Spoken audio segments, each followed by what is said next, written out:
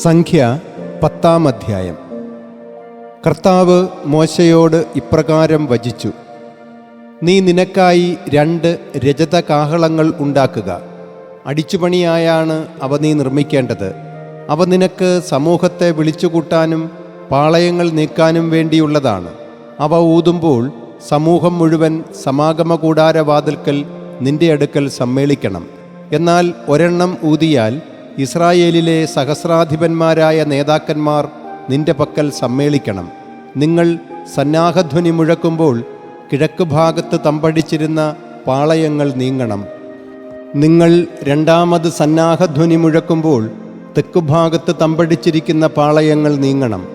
അവരുടെ നീക്കങ്ങൾക്ക് സന്നാഹധ്വനി മുഴക്കേണ്ടതുണ്ട്. സംഘം ഒന്നിച്ചു കൂട്ടാൻ നിങ്ങൾ കാഹളമൂതണം. എന്നാൽ അത് സന്നാഹധ്വനിയാക്കരുത്. അഹ്റോന്റെ പുത്രരായ പുരോഹിതന്മാരാണ് കാഹളങ്ങൾ ഊതേണ്ടത്.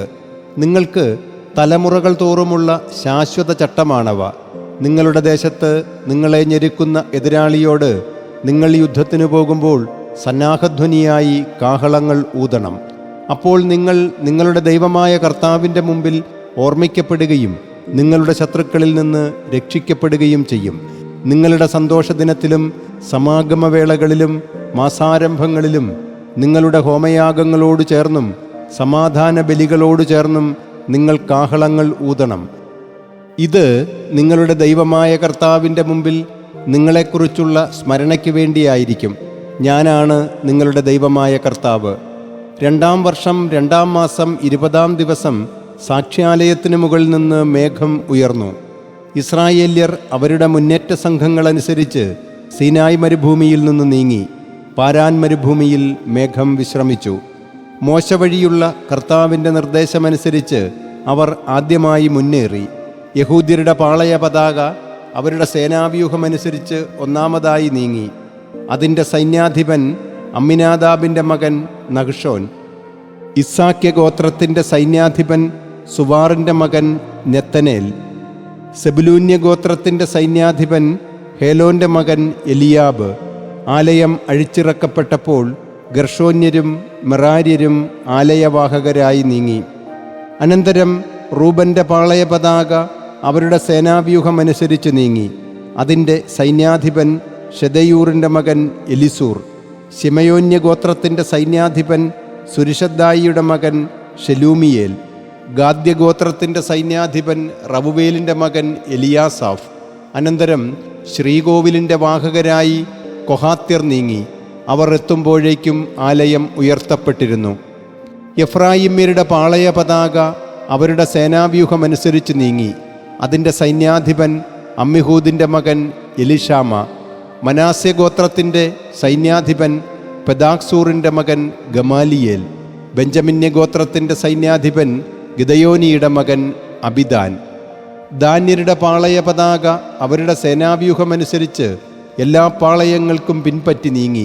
അതിൻ്റെ സൈന്യാധിപൻ അമ്മിഷദ്ദായിയുടെ മകൻ അഹിയേസർ. ആഷേര്യ ഗോത്രത്തിൻ്റെ സൈന്യാധിപൻ ഒക്രാൻ്റെ മകൻ പഗിയേൽ. നഫ്താല്യ ഗോത്രത്തിൻ്റെ സൈന്യാധിപൻ ഏനാൻ്റെ മകൻ അഹീറ. ഇസ്രായേല്യർ നീങ്ങിയപ്പോൾ സൈന്യവ്യൂഹമനുസരിച്ചുള്ള അവരുടെ മുന്നേറ്റങ്ങൾ ഇവയായിരുന്നു. മോശ തൻ്റെ അമ്മായിയപ്പനും മിദിയാൻകാരനുമായ റവുവേലിൻ്റെ മകൻ ഹോബാബിനോട് പറഞ്ഞു: ഞാൻ അത് നിങ്ങൾക്ക് നൽകും എന്ന് കർത്താവ് ഞങ്ങളോട് അരുൾ ചെയ്ത സ്ഥലത്തേക്ക് ഞങ്ങൾ നീങ്ങുകയാണ്. ഞങ്ങളുടെ കൂടെ വരിക. ഞങ്ങൾ നിനക്ക് നന്മ ചെയ്യും.